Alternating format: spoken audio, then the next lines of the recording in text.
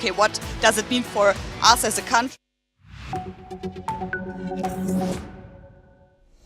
Hello and welcome. I am Ellie Richardson and you are watching The World Report on NewsX World. Let's take a look at the top headlines of this hour.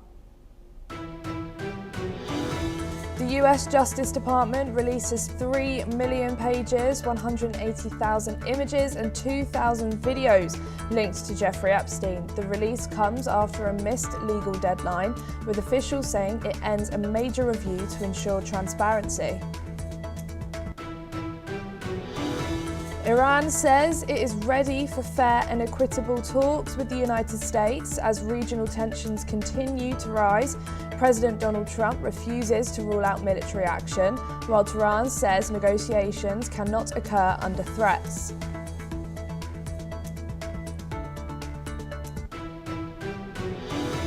Thousands protest in Minneapolis and students walk out nationwide demanding federal immigration agents leave Minnesota. The action follows fatal shootings and comes as the Trump administration signals mixed messages on de-escalation.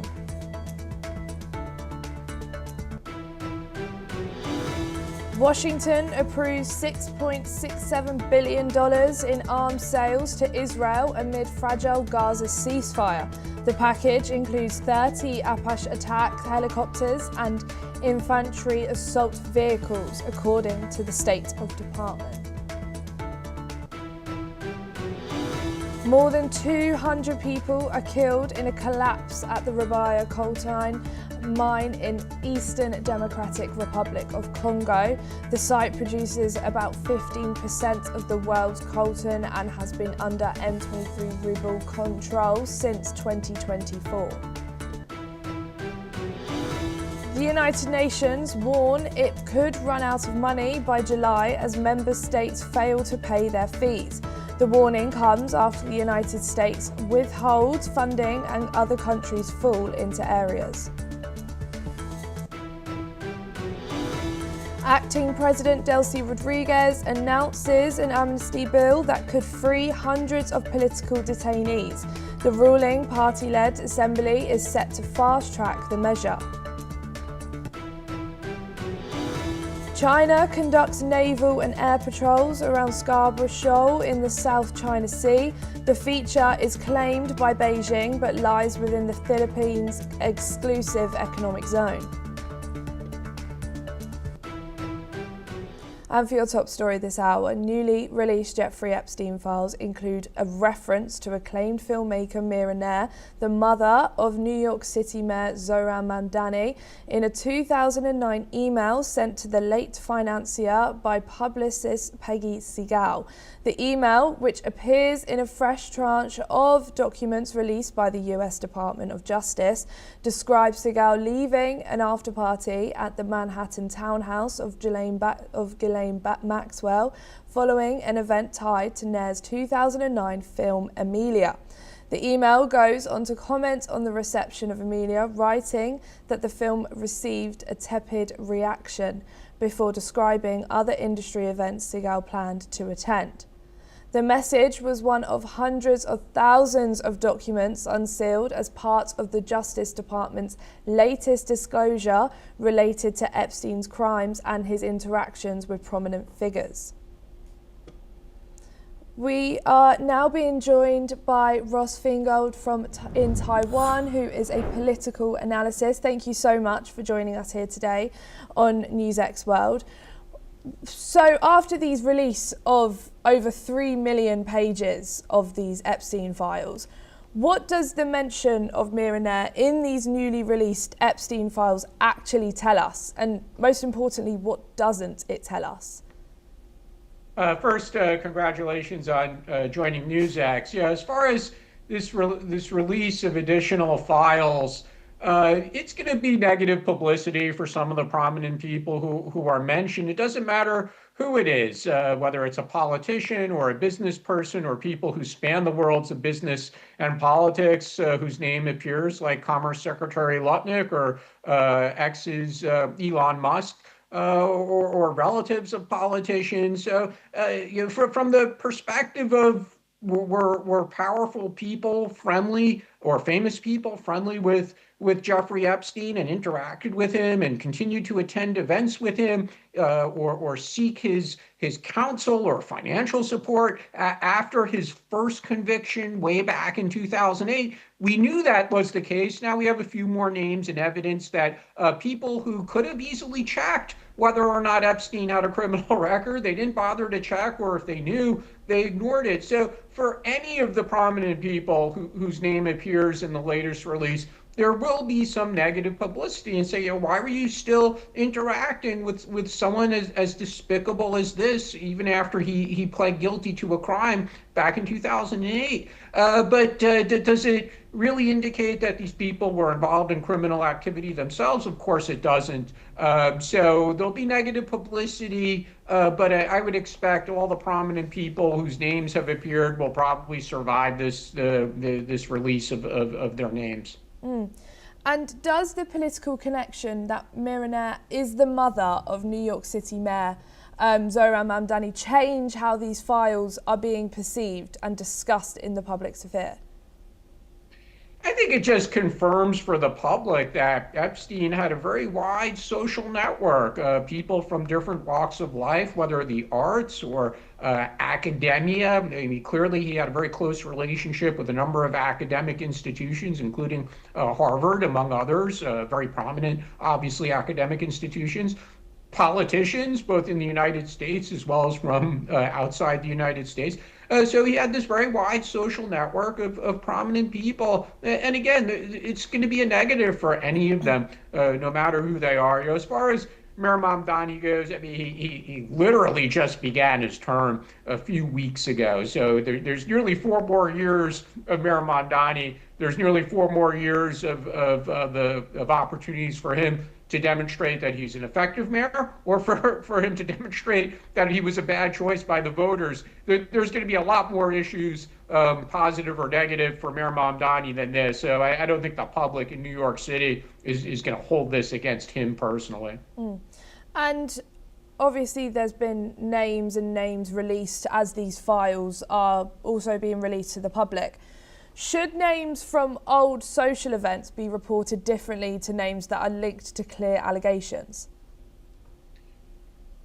Generally speaking, the approach from judicial agencies in the United States, prosecutors, is typically not to release this information, but politics and the law that Congress passed last year forced their hand. But when this kind of information is typically released, the normal practice is to redact the names of people who were not actually accused of a crime. And frankly, that's why this information is typically not even released to the public to begin with, because people might be investigated or their names might appear in an accusation, and that is contained in the files that prosecutors or police will collect. But it could be completely false, or the behavior might be untoward and inappropriate, but not necessarily a crime.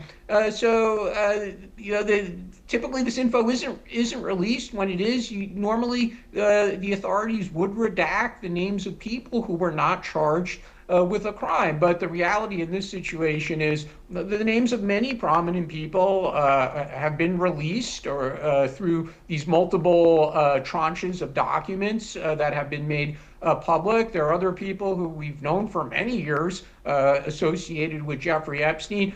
So at this point, it almost looks silly to say, well, we can't release the names of people who attended a social event with him, because again, we already know so many names anyway. Epstein was such an active person on the social scene, whether in New York City or Florida or elsewhere. So at this point, I would say hiding names of people who attended events with him, it looks kind of silly, because so much information has already been released already. And you just touched on it there, that so many people do go to these social gatherings that he's held, and he was a very prominent figure. But do you think, does the constant focus on who attended past Epstein-linked gatherings distract the accountability for the actual crimes? Unfortunately, Epstein did not really face accountability for his crimes, other than that one plea agreement he reached about 18 years ago, which most people now believe was what in American legalese we would call a sweetheart deal. He got a really good deal from the prosecutors, very light punishment for soliciting prostitution, and he was arrested and facing more serious charges in 2019 when he committed suicide in jail. So Epstein himself barely faced any accountability, and for many of the other individuals who associated with him, it seems like authorities don't have enough to prosecute them, other than Maxwell, who is currently in jail, and she was convicted, and her convictions were upheld on appeal for facilitating the trafficking of underage women for Epstein. But all these other prominent people, up to now, it seems that it was distasteful and foolish that they associated with someone who, especially after he was already convicted of a crime, and they continued to do so for many years. But again, it appears, at least as of now, that these other prominent people have not engaged in any criminal behavior. Thank you, Ross, for joining us, but don't go too far. We'll be back with you later. US President Donald Trump says Iran wants a deal rather than face US military action. He warned Tehran that time is running out on nuclear negotiations as a large US naval fleet gathers in the Gulf. Iran insists its missile and defense systems are non-negotiable and maintains its nuclear program is peaceful. Iranian Foreign Minister Abbas Araghchi says talks are possible if based on mutual respect and trust. Trump says the US Armada will remain in the region and stressed negotiations are ongoing, while Iranian protests continue with thousands reported killed in recent unrest. Listen in to what the US President Donald Trump had to say. They were going to hang 837 people, and I told them, if you do it, you're going to pay a price like nobody's ever paid before. And they pulled back. I appreciated that. But a lot of people are being killed, so we'll see what happens. I can say this, they do want to make a deal. We are now being joined by Ross Feingold again. Thank you so much for joining us back here. If Trump says Iran does want to make a deal, how much of that reflects genuine Iranian willingness versus US strategic messaging with military pressure?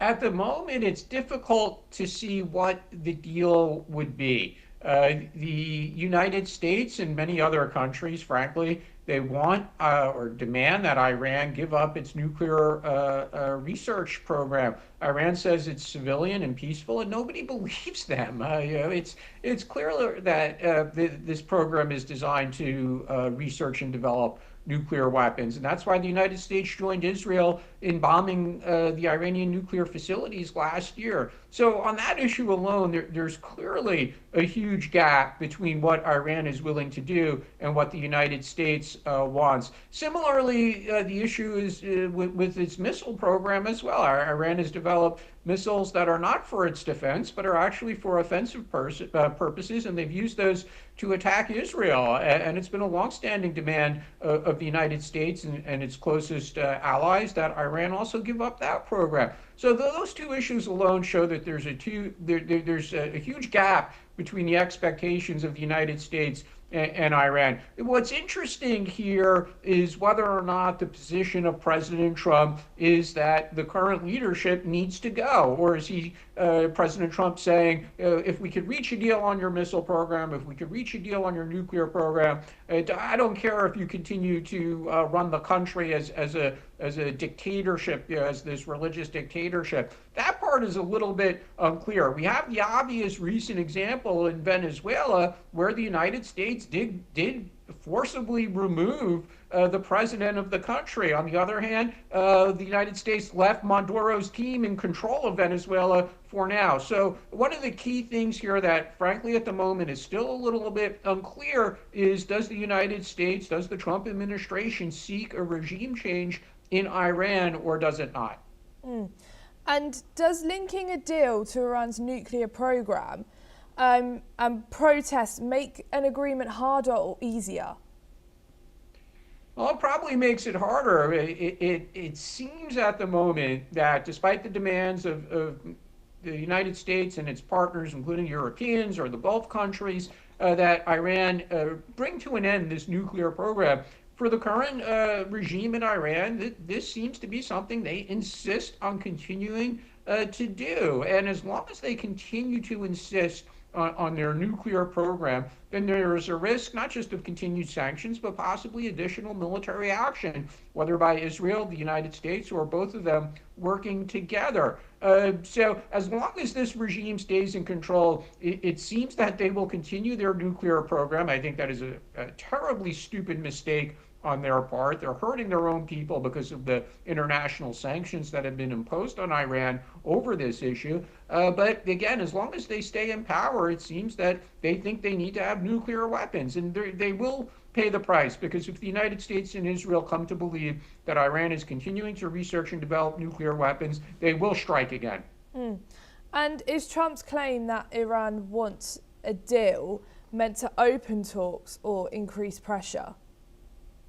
I think it's fair to say that Trump is willing to make a deal. Again, it's not clear if he wants the regime to go away or if he's agreeable to the regime staying in power as long as they give up their missile and nuclear weapons development programs. If it is the latter, if Trump is saying, I don't mind if the regime stays in power, but they need to give up the nuclear and missile research and development programs, then that's a huge opportunity for the regime, because it basically is opening a path where they can remain in power, and not just remain in power, but also really return to some level of normal interactions with the international community. So just for example, if the regime was to say today, we are giving up our nuclear program, or giving up our offensive missile program, we'll limit our research to defensive needs only, and we're willing to have international inspectors and transparency about this,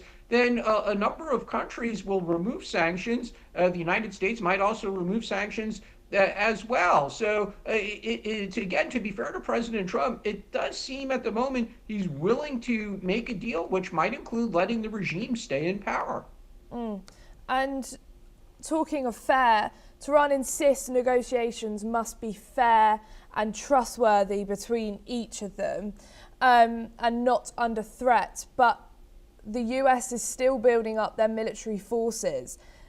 How tough for these conditions meeting each other?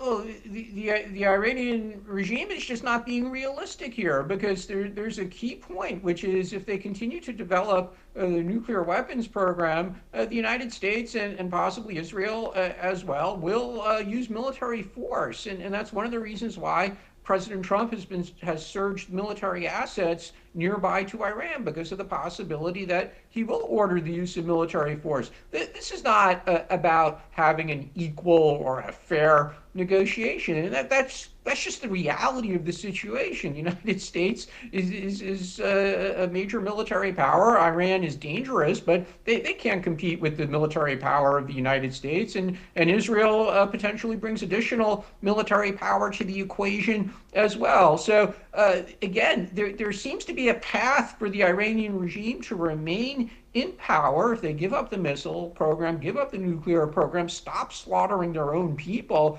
And they're just being very, very foolish, as they have been for decades, with so many stupid decisions they made over the years to support terrorist groups around the region and try to develop nuclear weapons. So they have a chance here. President Trump is offering them a chance, and it's up to them to take it. Thank you so much, Ross Feingold, for joining us here on NewsX World today. US President Donald Trump has endorsed Kevin Warsh as his pick for the next Federal Reserve chairman, highlighting Warsh's strong stance on lowering interest rates. Trump emphasized that Warsh is eager to reduce rates, a position Trump has long advocated. While Warsh supports the Fed's independence, he has also been outspoken in criticizing current Fed leadership and its approach to inflation. arguing that its policies are outdated and hinder economic growth. Walsh's approach could signal a shift towards a more pro-growth, lower-rate strategy. Trump also said he is not worried about Walsh's confirmation and mentioned that he will likely discuss rate cuts with him. I am now being joined by Dr. Ajay Dua, who is a senior economist joining us from Singapore. Thank you so much for joining us here on NewsX World today. Could Trump's comments about rate cuts put pressure on the Federal Reserve and affect its independence? Thank you for having me in the discussion, Melly. I'm sure that President Trump is confident that his nominee, Kevin Walsh, would be able to get a confirmation from the Senate. That is why he's got him going immediately to start holding discussions on what appears to be Mr. Trump's highest priority, that is the interest rates fixed by the federal bank. But find that as it is, he comes, let me just be a little personal there, that Mr. Walsh comes from a family of billionaires. He is related to the Estee Lauder family. We all know about the Lauders. So he can be expected to believe in lower soft interest rates, something which President Trump believes in. So that the choice was probably also his choice over others was probably influenced by this factor. But can the President of the United States do it through just having the chairman of his choice? So in that context, I like to just mention that there is a the Fed's appointed Committee for Monetary Policy, which consists of 12 members. The last, and that means all the governors who are there are members plus some experts. The decision taken 3 days ago when it was decided not to further lower the interest rates in the economy was by this committee, and the voting pattern there was 10 people endorsing that there is no need for further cuts, while 2 voted for it. The majority prevails.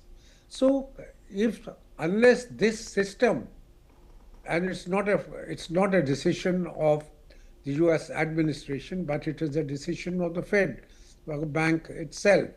So unless they are ready to change the decision of how to arrive at a well thought out way of fixing the rates of interest, one man, even if he or she happens to be the chairman of the Fed, probably cannot on his own change the effect, bring about the lower interest rates which President Trump is talking about.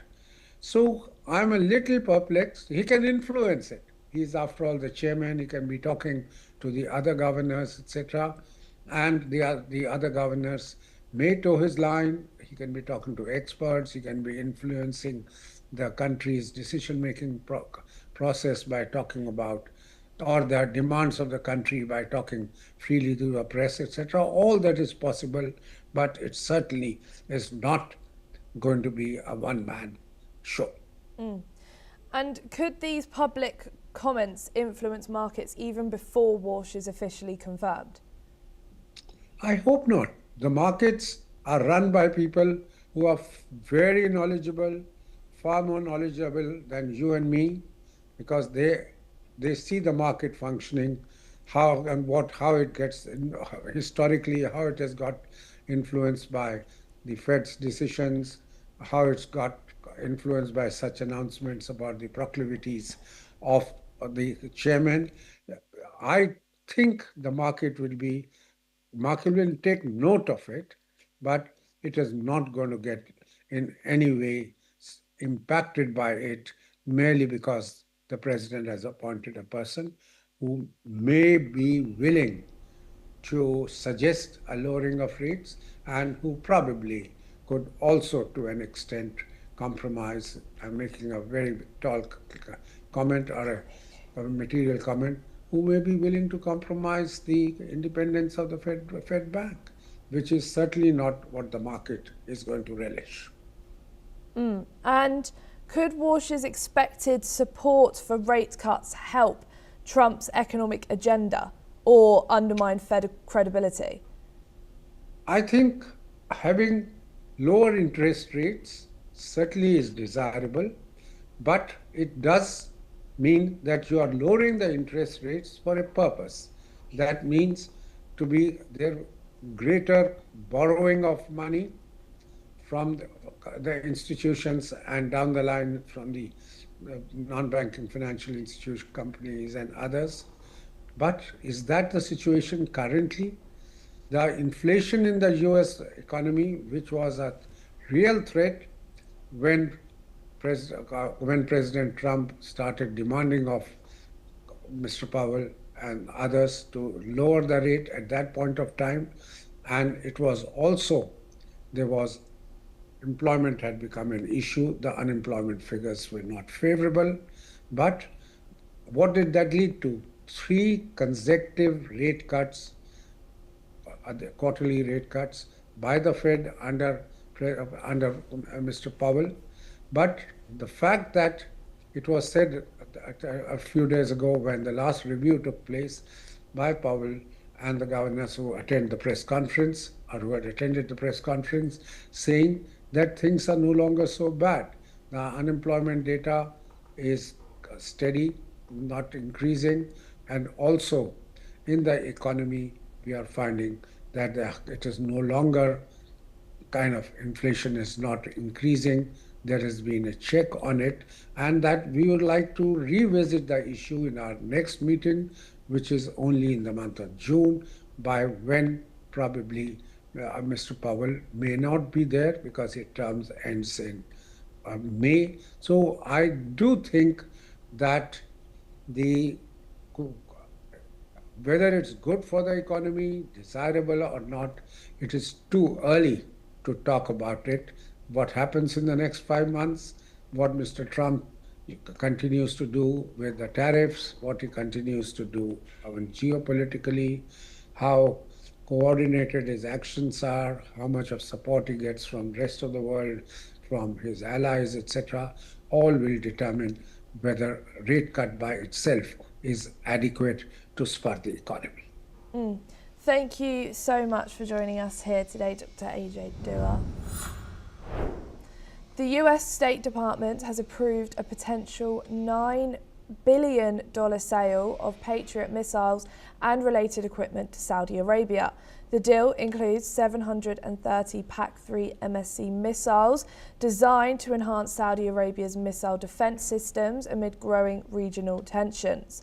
Lockheed Martin will be the principal contractor providing the advanced missile systems. The Pentagon confirmed that this sale will not alter the military balance in the Middle East and will not negatively impact the US defense readiness. This approval comes after Saudi Arabia's request to bolster its defense infrastructure, ensuring greater security against missile threats. The deal is also aimed at reinforcing US-Saudi defense relations. A mine collapse in Eastern Democratic Republic of Congo has killed more than 200 people. The disaster occurred Wednesday at the Ribaya Coltan mine, which has been controlled by the M23 rebel group since 2024. Ribaya produces about 15% of the world's coltan, a key metal used in mobile phones, computers, aerospace components, and gas turbines. Victims include minors, children, and market women, while dozens were reduced with serious injuries. An advisor to the governor confirmed at least 227 deaths, though the toll may rise.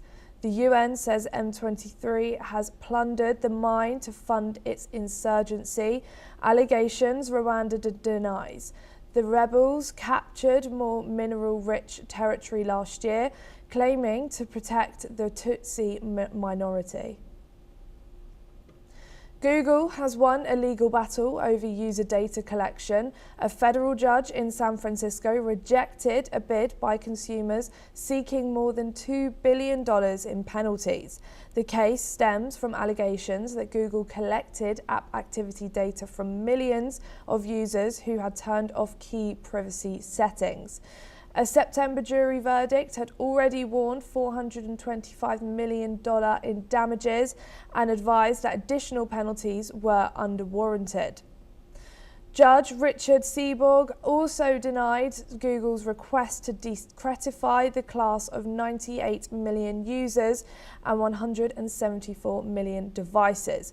Google says it will appeal the verdict, while plaintiffs argue the company's privacy practices remain unchanged. That's all we have time for this hour. Keep watching NewsX World for more news updates from around the world.